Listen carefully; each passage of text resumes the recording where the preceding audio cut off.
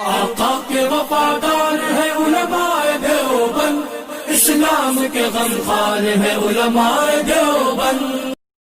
السلام علیکم معزز سامعین، آج کے سبق کے لیے کن کن علماء کرام کی تفسیر کی کتابوں سے مواد جمع کیا گیا ہے اس کو دیکھنے کے لیے اسکرین پر ایک نظر فرما لیں۔ بسم اللہ الرحمن الرحیم۔ ناظرین کرامی، آج تفسیر قرآن میں سورہ بقرہ کا تیسرا سبق ہے۔ اللہ تعالیٰ سے دعا کرے کہ اللہ تعالیٰ اس سلسلے کو اپنی بارگاہ میں قبول فرمائے۔ پچھلے سارے اسباق کی ویڈیوز ڈسکرپشن میں دی ہوئی ہے۔ بہرحال آج کا سبق شروع کرتے ہیں۔ سورہ بقرہ کی آیت نمبر 11 ہے، وَإِذَا قِيلَ لَهُمْ لَا تُفْسِدُوا فِي الْأَرْضِ قَالُوا إِنَّمَا نَحْنُ مُصْلِحُونَ۔ اور جب ان منافقین سے کہا جاتا ہے کہ تم زمین میں فساد نہ مچاؤ، تو وہ کہتے ہیں ہم تو اصلاح کرنے والے ہیں۔ الا انہم هم المفسدون ولکن لا یشعرون۔ یاد رکھو، یہی لوگ فساد پھیلانے والے ہیں، لیکن انہیں اس بات کا احساس نہیں ہے۔ آیت نمبر 6 سے اللہ تعالیٰ منافقین کا تذکرہ کر رہے ہیں۔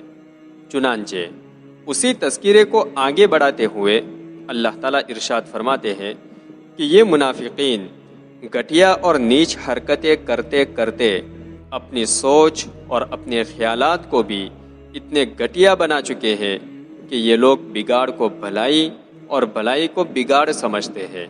لہذا جب ان سے کہا جاتا ہے کہ زمین میں فساد مت پھیلاؤ، تو ان کا جواب ہوتا ہے کہ ہم تو اصلاح کرنے والے لوگ ہیں۔ اب ان کے اصلاحی کام اور بھلائی والے کام کیا ہوتے ہیں، اس کی طرف ذرا ایک نظر ڈالیے۔ نمبر 1، مسلمانوں کے راز فاش کرنا۔ نمبر 2، کافروں کو مسلمانوں کی مخالفت پر آمادہ کرنا۔ نمبر 3، کافروں کی جانب سے اسلام اور مسلمانوں پر جو جھوٹے اعتراضات ہوتے تھے اس کو ایسے مسلمانوں کے سامنے بیان کرنا جو ایمان اور اسلام کے عقائد میں ابھی مضبوط نہیں ہوئے، اور اس کے پیچھے ان کا مقصد یہ ہوتا تھا کہ یہ اسلام کے بارے میں شک میں پڑ جائے۔ اور ہاں، یہ تو ہم سب کو معلوم ہی ہوگا کہ نفاق یعنی دوگلا پن، اگرچہ دین کا ہو یا دنیا کا، یہ خود مستقل ایک بہت بڑا فساد ہے۔ دو رویے والا یعنی ڈبل چہرے والا شخص ہمیشہ فساد ہی پھیلاتا ہے، وہ کسی کا بھی بھلا چاہنے والا نہیں ہوتا۔ چنانچہ جب مسلمان ان منافقین کو اس طرح کی حرکتیں کرنے سے منع کرتے اور کہتے کہ بھائی یہ سب حرکتیں کر کے آپ لوگ زمین میں فساد برپا مت کرو، تو یہ جواب میں بڑے زور سے کہتے انما نحن مصلحون۔ ارے تم ہم کو زمین میں فساد پھیلانے والا سمجھتے ہو، ہم تو اصلاحی کام اور بھلائی کے کام کرنے والے لوگ ہیں۔ تو اللہ تعالیٰ نے ایمان والے بندوں کو چوکنا کر دیا کہ اے میرے ایمان والے بندو، ان کے بلند و باغ اصلاح کے دعووں میں ہرگز مت آنا۔ دھیان میں رکھنا یہ بات کہ فساد کی سب سے بڑی جڑ یہی لوگ ہے۔ کافروں سے بھی بہت ہی خطرناک قسم کے یہ لوگ ہیں، بلکہ یوں کہہ دو کہ یہ تو آستین کے سانپ ہے۔ بہرحال ان آیات میں اللہ تعالیٰ نے یہ بات بھی خوب اچھی طرح سے سمجھا دی کہ ہر زمانے میں فساد مچانے والے لوگوں کا یہی طریقہ رہا ہے کہ وہ فساد کی تحریک لے کر اٹھتے ہیں اور لیبل لگاتے ہیں اس پر اصلاحی تحریک کا۔ چنانچہ مسلمانوں کی تاریخ میں عقیدہ اور عمل کی جتنی بھی تحریکیں اٹھی، ان سب نے یہی طریقہ اختیار کیا۔ چنانچہ منافقین کے اس تذکرے میں اس بات سے باخبر کرنا مقصود ہے کہ ہر وہ شخص جو اصلاح کا دعویٰ کرے، اس کی بات کو قرآن اور حدیث کی کسوٹی پر پرکھے بغیر کبھی قبول نہیں کرنا چاہیے، کیونکہ ہر سفید دودھ نہیں ہوتا اور ہر چمکنے والی چیز ہیرا نہیں ہوتی۔ منافقین کے اس تذکرے میں اللہ تعالیٰ نے اس بات کی بھی تعلیم دی کہ کسی بھی کام کو شروع کرنے سے پہلے صرف نیک نیتی اور اصلاح کا لیبل لگا دینا کافی نہیں۔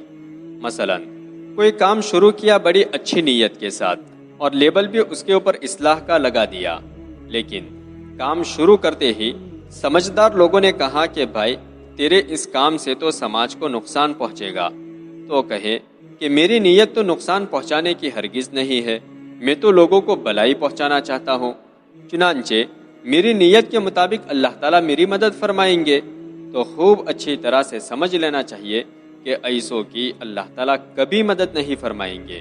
اللہ تعالیٰ کی مدد شامل حال کرنے کے واسطے دو چیزیں ضروری ہے۔ سب سے پہلے کام شروع کرنے سے پہلے صحیح نیت کرنا، اور نمبر 2 پہ کام کا صحیح رخ ہونا، یعنی کام کا رخ شریعت کے مطابق ہونا چاہیے، تبھی جا کر اللہ کی مدد آئے گی۔ صرف صحیح نیت ہونے سے اللہ کی مدد ہرگز نہیں آئے گی۔ بہرحال آگے اللہ تعالیٰ ارشاد فرماتے ہیں، وَإِذَا قِيلَ لَهُمْ آمِنُوا كَمَا آمَنَ النَّاسُ قَالُوا أَنُؤْمِنُ كَمَا آمَنَ السُّفَهَاءُ أَلَا إِنَّهُمْ هُمُ السُّفَهَاءُ وَلَكِنْ لَا يَعْلَمُونَ۔ اور جب ان سے کہا جاتا ہے کہ تم بھی اسی طرح ایمان لے آؤ جیسے دوسرے لوگ ایمان لائے ہیں، تو کہتے ہیں کیا ہم بھی اسی طرح ایمان لائے جیسے بیوقوف لوگ ایمان لائے ہیں؟ خوب اچھی طرح سن لو کہ یہی لوگ بیوقوف ہے، لیکن وہ بات نہیں جانتے۔ اس آیت میں اللہ تعالیٰ نے یہ بات بتلائی کہ ہر زمانے میں گمراہ لوگوں کا یہ طریقہ رہا ہے کہ جو ان کو صحیح راہ بتلائے اس کو وہ جاہل اور بیوقوف قرار دیتے ہیں۔ چنانچہ منافقین نے سچے مسلمانوں کو بیوقوف کہا، جو احکام خدابندی پر دل سے ایسے فدا تھے کہ لوگوں کی مخالفت اور اس کے برے نتیجوں سے اور زمانے کے اتار چڑھاؤ کے نقصانات کی ان کو کوئی پرواہ نہیں رہتی تھی، برخلاف منافقین کے کہ انہوں نے مسلمان اور کفار سب سے اپنا ظاہر بنا رکھا تھا اور اپنے مطلب کی دنیا میں اتنے مست تھے کہ ان کو آخرت کی کوئی فکر نہیں تھی۔ حکمت و مصلحت ان کے اوپر اس درجہ غالب تھی کہ ایمان اور شرعی احکام کی پابندی کی کوئی ضرورت نہیں سمجھتے تھے۔ ایمان کے فقط زبانی دعوے پر اور مجبوری میں ضروری اعمال ادا کر لینے پر قناعت تھی۔ تو جواب میں اللہ تعالیٰ نے ان منافقین کے بارے میں کہا کہ بیوقوف حقیقت میں منافقین ہے کہ اپنے مطلب اور دنیاوی نفع کے خاطر آخرت کا خیال نہیں کرتے۔ دنیا فنا ہونے والی ہے اور آخرت باقی رہنے والی ہے۔ فانی کے خاطر باقی کو نقصان پہنچانا یہ کتنی بڑی بیوقوفی ہے، اور مخلوقات سے ڈرنا کہ جن سے ہزار طرح سے اپنا بچاؤ کیا جا سکتا ہے، اور علام الغیوب سے نہ ڈرنا کہ جہاں کسی طرح کوئی بہانہ پیش ہی نہیں کیا جا سکتا، یہ کتنی بڑی جہالت ہے۔ اتنی بڑی بیوقوفی اور جہالت میں مبتلا ہونے کے باوجود حال یہ ہے کہ اپنی بیوقوفی اور جہالت کا احساس تک نہیں ہے۔ کم از کم احساس بھی اگر ہوتا تو کچھ علاج ہو سکتا تھا، احساس ہی نہیں ہے تو اب علاج تو نہیں ہو سکتا۔ لیکن دنیا کی آنکھیں بند ہوتے ہی خوب اچھی طرح سے پتہ چل جائے گا کہ بیوقوف ہم تھے یا پھر یہ سچے مسلمان۔ فَسَوْفَ تَرَى إِذًا انْكَشَفَ الْغُبَارُ أَفَرَسٌ تَحْتَ رِجْلِكَ أَمْ حِمَارٌ۔ فضا میں اٹھی ہوئی مٹی اور غبار جب چھٹ جائے گا تب پتہ چلے گا کہ تم گھوڑے پر تشریف فرما تھے یا پھر گدھے پر۔ وَإِذَا لَقُوا الَّذِينَ آمَنُوا قَالُوا آمَنَّا وَإِذَا خَلَوْا إِلَى شَيَاطِينِهِمْ قَالُوا إِنَّا مَعَكُمْ إِنَّمَا نَحْنُ مُسْتَهْزِئُونَ۔ یہ منافقین جب مسلمانوں سے ملتے ہیں تو کہتے ہیں کہ ہم تو ایمان لا چکے ہیں، اور جب اپنے شیاطین کے ساتھ تنہا ہوتے ہیں، اکیلے ہوتے ہیں، تو کہتے ہیں کہ ہم تو تمہارے ساتھ ہیں، مسلمانوں کے ساتھ تو ہم محض مذاق کرتے ہیں۔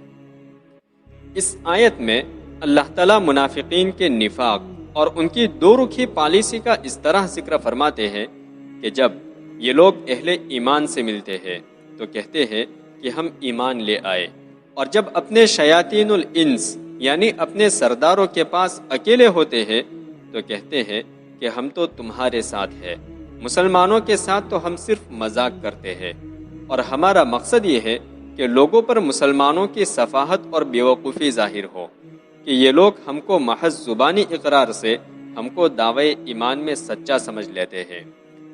آیت میں شیاطین کا لفظ استعمال ہوا۔ شیاطین سے منافقین کے پیشوا اور سردار مراد ہے، جو دین الہی کے مقابلے میں ہر قسم کے فتنہ اور فساد کے سرگنا بنے ہوئے تھے۔ شیطان لغت میں سرکش اور حد سے گزرنے والے کو کہتے ہیں، چاہے وہ جناتوں میں سے ہو یا انسانوں میں سے ہو، جیسے اللہ تعالیٰ ارشاد فرماتے ہیں شیاطین الانس والجن۔ لہذا یہ لوگ جب اپنے شیاطین سے ملتے ہیں تو کہتے ہیں کہ تم یہ نہ سمجھنا کہ یہ تو اب مسلمانوں کے ہو گئے، بلکہ ہم تو تمہارے ساتھ ہی ہے، ہمارا تو مسلمانوں کے ساتھ صرف مذاق ہی چل رہا ہے، یعنی ہم ان کو بیوقوف بنا رہے ہیں، یعنی ایمان کا، مسلمان ہونے کا جھوٹا دعویٰ کر کے ہم اسلامی سارے حقوق بٹور لیتے ہیں، مال غنیمت میں بھی ہم کو حصہ مل جاتا ہے، اور ہمارے بچوں کے ان کے بچوں کے ساتھ رشتے بھی ہو جاتے ہیں، اور اس طرح سے مسلمانوں کے سارے راز بھی موصول ہو جاتے ہیں۔ جب انہوں نے اس طرح کی بات کہی تو اللہ تعالیٰ نے بھی ان کے جواب میں یہ بات ارشاد فرمائی، اللہ یستہزئ بہم ویمدہم فی طغیانہم یعمہون۔ اللہ بھی ان کے ساتھ مذاق کر رہے ہیں اور ان کو ڈھیل دیتے جا رہے ہیں کہ وہ اپنی سرکشی میں بھٹکتے رہے۔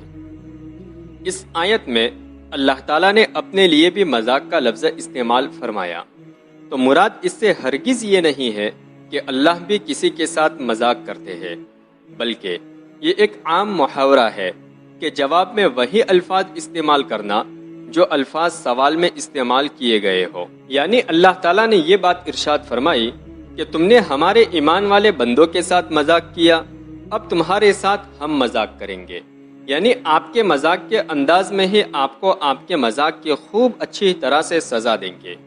چنانچہ سب سے پہلے سزا اللہ تعالیٰ یہ دیتے ہیں کہ ان کو خوب مال و دولت دیتے ہیں، اور وہ یوں سمجھتے ہیں کہ ہم تو بڑی ہوشیاری کے کام کرتے ہیں، حالانکہ اللہ تعالیٰ کا ان کے ساتھ ایک خاص پروگرام چل رہا ہوتا ہے کہ ان کو مال و دولت، فراوانی اور عیش و عشرت دے کر اللہ تعالیٰ یہ چاہتے ہیں کہ یہ لوگ خوب مغرور ہو جائے، اپنی مستیوں میں مست ہو جائے، اور پھر ایک وقت وہ آئے کہ ان کو اچانک سے پکڑ لیا جائے، اور پھر ان کی آنکھیں پھٹی کی پھٹی رہ جائے کہ یہ ہمارے ساتھ ایک دم اچانک سے کیا ہو گیا؟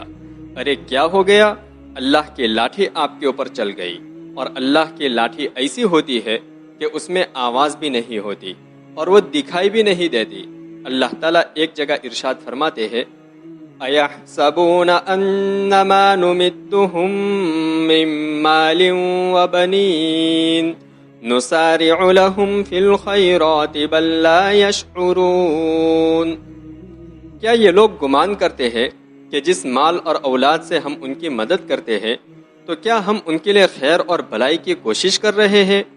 نہیں، بلکہ ان کو احساس نہیں ہے کہ یہ استدراج اور امہال ہے، یعنی ان کو ڈھیل اور مہلت دی جا رہی ہے۔ بعض سلف صالحین سے منقول ہے کہ کافر جب کوئی گناہ کرتا ہے تو اللہ جل شانہ ظاہراً اس کے لیے کوئی دنیاوی نعمت پیدا فرما دیتے ہیں، حالانکہ در حقیقت وہ دنیاوی نعمت، وہ دنیاوی فائدہ بلاء عظیم اور بڑی مصیبت ہوتی ہے۔ چنانچہ اللہ تعالیٰ ارشاد فرماتے ہیں فَلَمَّا نَسُوا مَا ذُكِّرُوا بِهِ فَتَحْنَا عَلَيْهِمْ أَبْوَابَ كُلِّ شَيْءٍ حَتَّى إِذَا فَرِحُوا بِمَا أُوتُوا أَخَذْنَاهُمْ بَغْتَةً فَإِذَا هُمْ مُبْلِسُونَ۔ پس جبکہ وہ بھول گئے اس نصیحت کو جو ان کو کی گئی تھی تو ہم نے دنیا کے ہر نفع کے دروازے ان پر کھول دیے، یہاں تک کہ جب وہ خوش ہو گئے دنیا کی ان دولتوں سے جو ان کو دی گئی تھی تو ہم نے اچانک سے ان کو پکڑ لیا، بس وہ نا امید رہ گئے۔ یہ تو ساری باتیں ہوئی دنیا کے عذاب اور سزا کی، اب ان کے مذاق کی سزا آخرت میں کیا ہوگی، اس پر بھی ایک نظر فرما لے۔ منافقین کے مذاق کی سزا آخرت میں یہ ہوگی کہ قیامت کے دن ان کے لیے جنت کا دروازہ کھولا جائے گا۔ جب وہاں اس دروازے تک پہنچیں گے تو دروازہ فوراً بند کر لیا جائے گا اور ان کو آگ میں دھکیل دیا جائے گا۔ اہل جنت یعنی مسلمان جن کے ساتھ دنیا میں مذاق کیا گیا، ان کی یہ حالت دیکھ کر ہنسیں گے، جیسے اللہ تعالیٰ ارشاد فرماتے ہیں فَالْيَوْمَ الَّذِينَ آمَنُوا مِنَ الْكُفَّارِ يَضْحَكُونَ عَلَى الْأَرَائِكِ يَنظُرُونَ۔ پس آج کے دن اہل ایمان کافروں پر ہنسیں گے اور تختوں پر بیٹھے ہوئے دیکھیں گے۔ منافقین کے مذاق کی سزا قیامت کے دن ایک اور یہ ہوگی کہ پل صراط پر اہل ایمان کے لیے ایک نور پیدا کیا جائے گا۔ منافقین بھی اس نور میں چلنا چاہیں گے، لیکن اللہ تعالیٰ ایمان والوں اور ان منافقین کے درمیان ایک دیوار کھڑی کر دیں گے، تو پھر یہ منافقین اندھیرے میں کھڑے رہ جائیں گے۔ ان لوگوں کے ساتھ ایسا کیوں ہوگا، اس کو اور زیادہ واضح کرتے ہوئے اللہ تعالیٰ آگے ارشاد فرماتے ہیں اولئک الذین اشتروا الضلالۃ بالہدی فما ربحت تجارتهم وما كانوا مہتدین۔ یہ وہ لوگ ہیں جنہوں نے ہدایت کے بدلے گمراہی خرید لی ہے، لہذا نہ ان کی تجارت میں نفع ہوا اور نہ انہیں صحیح راستہ نصیب ہوا۔ یعنی انہوں نے اسلام کو قریب سے دیکھا، اس کا ذائقہ بھی چکھا، اور کفر میں تو یہ لوگ پہلے سے مبتلا تھے ہی، پھر کفر اور اسلام دونوں کو دیکھنے اور سمجھنے کے بعد انہوں نے اپنی ذلیل دنیاوی اغراض کے خاطر اسلام کے بدلے کفر ہی کو ترجیح دی۔ ان کے اس عمل کو قرآن کریم نے تجارت اور بیپار کا نام دے کر یہ بتلایا کہ ان لوگوں کو بیپار کا بھی سلیقہ نہ آیا کہ بہترین قیمتی چیز ایمان کی جگہ ردی اور تکلیف دہ چیز یعنی کفر خرید لیا۔ مثلهم كمثل الذي استوقد نارا فلما أضاءت ما حوله ذهب الله بنورهم وتركهم في ظلمات لا يبصرون۔ ان کی مثال اس شخص کی سی ہے جس نے ایک آگ روشن کی، پھر جب اس آگ نے اس کے ماحول کو یعنی آس پاس کے ایریے کو روشن کر دیا تو اللہ نے ان کا نور سلب کر لیا، ختم کر لیا، اور انہیں اندھیروں میں چھوڑ دیا کہ انہیں کچھ سجائی نہیں دیتا۔ حق جل شانہ جب منافقین کے قبائح اور برائیاں بیان کر چکے تو مزید وضاحت کے لیے دو مثالیں بیان کرتے ہیں تاکہ اچھی طرح منافقین کی صفاحت اور بیوقوفی واضح ہو جائے۔ چنانچہ حق جل شانہ نے قرآن کریم میں بار بار ایمان اور ہدایت کو نور فرمایا ہے، اور مردہ دلوں کے لیے زندگی اور حیات فرمایا ہے، اور کفر و ضلالت کو ظلمت اور تاریکی اور دلوں کی موت اور بربادی بتایا ہے۔ اس لیے حق تعالیٰ نے منافقین کے مناسب جنہوں نے ہدایت کے عوض ضلالت اور گمراہی کو اختیار کیا دو مثالیں بیان فرمائی، ایک ناری اور دوسری مائی، یعنی ایک آگ کی اور دوسری پانی کی۔ اس لیے کہ آگ میں نور کا مادہ ہے، یعنی اس میں اللہ تعالیٰ نے ماحول کو روشن کرنے کی صفت رکھی ہے، اور پانی میں مادہ حیات ہے، یعنی اس میں زندگی دینے کی صفت رکھی ہے۔ بہرحال پہلی مثال اللہ تعالیٰ نے یوں بیان فرمائی کہ جنگل میں ایک شخص ہے اور ایک دم اندھیرا اور گنگور رات ہے، راستہ بالکل نظر نہیں آ رہا کہ اتنے میں کسی نے آگ جلائی۔ ابھی آگ ٹھیک طرح سے جلی ہی تھی اور راستہ ٹھیک طرح سے نظر آنا شروع ہوا ہی تھا کہ ایک دم سے آگ بجھ گئی اور وہ شخص اندھیرے میں ایسے ہی کھڑا کا کھڑا رہ گیا۔ ٹھیک اسی طرح سے منافقین نے مسلمانوں سے اپنا مطلب حاصل کرنے کے لیے بظاہر کلمہ پڑھ لیا، یعنی ایک چراغ دنیا کی حد تک فائدہ حاصل کرنے کے لیے اپنی زندگی میں روشن کر دیا۔ اب اس کی روشنی میں ان کی راہیں ہموار ہونا شروع ہو گئی، یعنی مسلمانوں کے حقوق ملنا شروع ہو گئے، مال غنیمت میں حصہ ملنا شروع ہو گیا، مسلمانوں کے ساتھ روٹی اور بیٹی کا ویوہار ہونا شروع ہو گیا۔ لیکن جیسے ہی زندگی ختم ہوئی یعنی دنیا کی آنکھیں بند ہوئی، فوراً عذاب علیم یعنی دردناک عذاب میں مبتلا ہو گئے، یعنی کلمہ شہادت کا چراغ ایک دم سے بجھ گیا، اور کلمہ شہادت نے مرنے کے بعد ان کو بالکل نفع نہیں دیا۔ اور کیوں نفع نہیں دیا؟ اس لیے کہ انہوں نے کلمہ شہادت دنیا میں صرف مسلمانوں کو دھوکہ دینے کے واسطے پڑھا تھا، اللہ راضی ہو جائے اور آخرت میں یعنی مرنے کے بعد کامیابی حاصل ہو جائے، اس لیے ہرگز نہیں پڑھا تھا۔ بہرحال آگے اللہ تعالیٰ ارشاد فرماتے ہیں صم بکم عمی فہم لا یرجعون وہ بہرے ہیں، گنگے ہیں، اندھے ہیں، چنانچہ اب وہ واپس نہیں آئیں گے۔ یعنی کان تو ہے لیکن کانوں سے سچی بات سننے کی صلاحیت ختم ہو چکی ہے، منہ میں زبان تو ہے لیکن حق بات کہنے کی طاقت نہیں رہی، آنکھیں تو ہے لیکن نفع نقصان کو پہچان نہیں سک رہی۔ چنانچہ جو شخص بہرا بھی ہو، گنگا بھی ہو اور اندھا بھی ہو، وہ کس طرح راستے پر آئے؟ اگر صرف اندھا ہو تو کسی کو آواز بھی دے سکتا ہے یا کسی کی بات بھی سن سکتا ہے، لیکن یہ تو بہرے بھی ہے، گنگے بھی ہے اور اندھے بھی ہے، تو اب ان سے ہرگز کوئی امید نہیں کہ گمراہی سے حق کی طرف لوٹے۔ بہرحال یہ تو اللہ تعالیٰ نے منافقین کے پہلے گروہ کی مثال بیان فرمائی جن سے ہدایت کی طرف آنے کی کسی طرح سے کوئی امید نہیں۔ اب اللہ تعالیٰ منافقین کے دوسرے گروہ کی مثال بیان فرماتے ہیں جو اسلام کے بارے میں متردد اور مذبذب ہے، یعنی کنفیوز ہے، کبھی اسلام کی طرف مائل ہوتے ہیں اور کبھی کفر کی طرف، حیران ہے کہ کیا کرے۔ چنانچہ اللہ تعالیٰ ارشاد فرماتے ہیں او کصیب من السماء فیہ ظلمات ورعد وبرق یجعلون اصابعهم فی آذانهم من الصواعق حذر الموت واللہ محیط بالکافرین یکاد البرق یخطف ابصارهم كلما أضاء لهم مشوا فيه وإذا أظلم عليهم قاموا ولو شاء الله لذهب بسمعهم وأبصارهم إن الله على كل شيء قدير۔ یا ان کی مثال ایسی ہے کہ جیسے آسمان سے زوردار بارش ہو رہی ہو، اس میں اندھیرے بھی ہے، گرج بھی ہے اور بجلی بھی۔ وہ اپنے کانوں میں کڑک کی وجہ سے موت سے ڈر کر انگلیاں ٹھوسے ہوئے ہیں، حالانکہ اللہ کفر کرنے والوں کو گھیرے ہوئے ہے۔ بجلی کی یہ حالت ہے کہ لگتا ہے کہ ابھی ان کی بینائی ہی کو اچک لے گی، جب ان پر چمکتی ہے تو اس کی روشنی میں چلنے لگتے ہیں، اور جب ان پر اندھیرا چھا جاتا ہے تو کھڑے رہ جاتے ہیں۔ اگر اللہ چاہے تو ان کے کان اور آنکھیں چھین لے، بے شک اللہ ہر چیز پر قادر ہے۔ ان دو آیتوں میں اللہ تعالیٰ منافقین کے دوسرے گروہ کی اس طرح مثال بیان فرماتے ہیں کہ کچھ لوگ بارش کے موسم میں پیدل کہیں کا سفر کر رہے تھے کہ ایک دم سے بارش کا ماحول بن گیا، چاروں طرف آسمان میں ایک دم کالے بادل چھا گئے اور ایک دم گنگور اندھیرا چھا گیا اور بہت ہی زیادہ کڑک اور بجلی کے ساتھ موسلادھار بارش شروع ہو گئی، اور بجلی بھی اتنی خطرناک کہ ان کی آنکھیں اچک لے ہوئے۔ اب یہ سفر کرنے والے لوگ تو راستے میں ایسے پھنس گئے کہ ان کا حال تو زندگی اور موت کے درمیان ہو گیا۔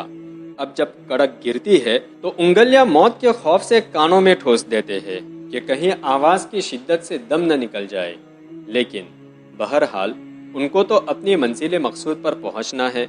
تو جب بجلی گرتی ہے اور تھوڑی بہت روشنی ہوتی ہے تو ایک دو قدم چل لیتے ہیں اور پھر دوسری مرتبہ بجلی گرنے تک کھڑے ہو جاتے ہیں، کیونکہ گنگور اندھیرا ہے، دکھائی نہیں دیتا۔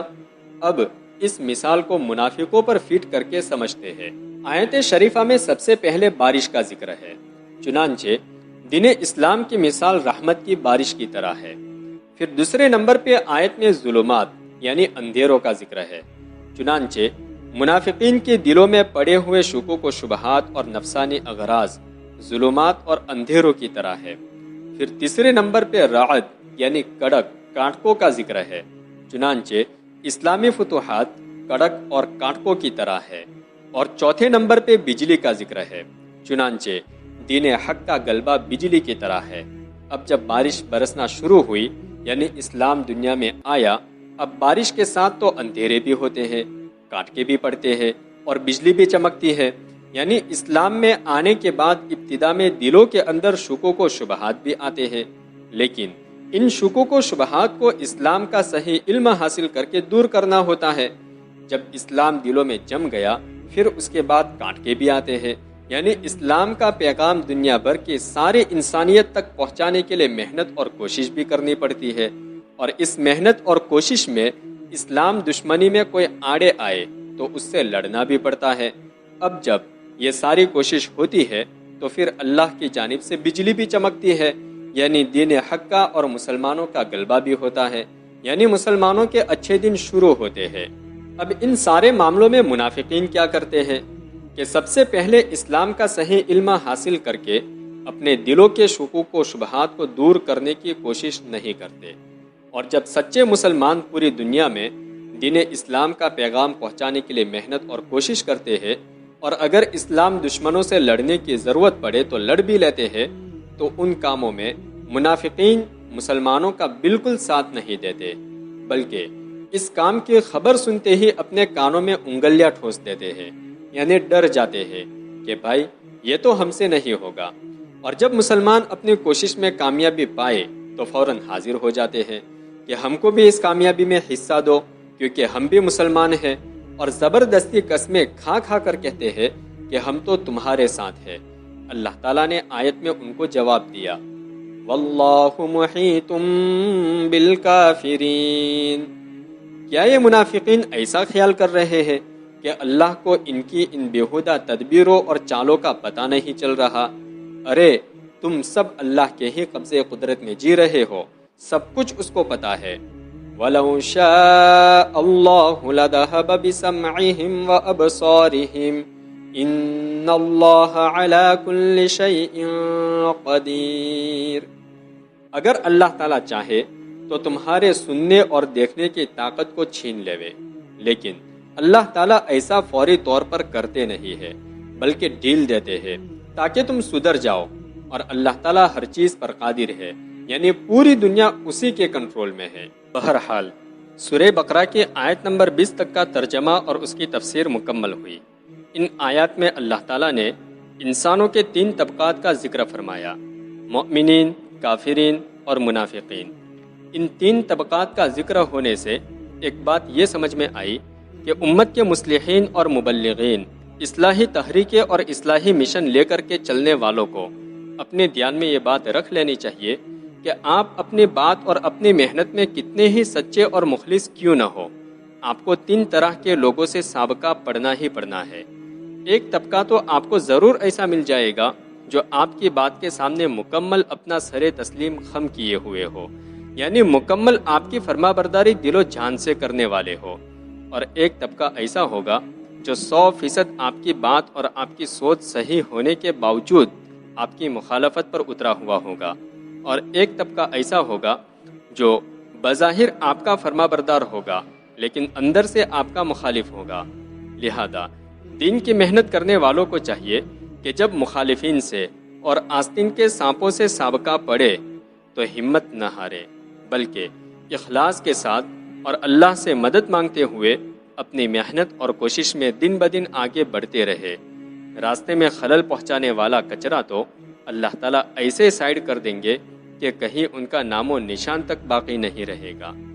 بہرحال اللہ تعالیٰ سے دعا کرے کہ اللہ تعالیٰ ہم سب کو قرآن پاک سے صحیح معنوں میں ہدایت حاصل کرنے کی توفیق عطا فرمائے، اور آپ سے درخواست ہے کہ اس پروگرام کی لنک کو اپنے دوستوں، رشتہ داروں اور اپنے تمام متعلقین تک خصوصی طور پر پہنچانے کی کوشش کرے۔ اب انشاءاللہ اپنی ملاقات ہوگی اگلے سبق میں، تب تک کے لیے خدا نگہدار، خدا حافظ، السلام علیکم ورحمۃ اللہ وبرکاتہ۔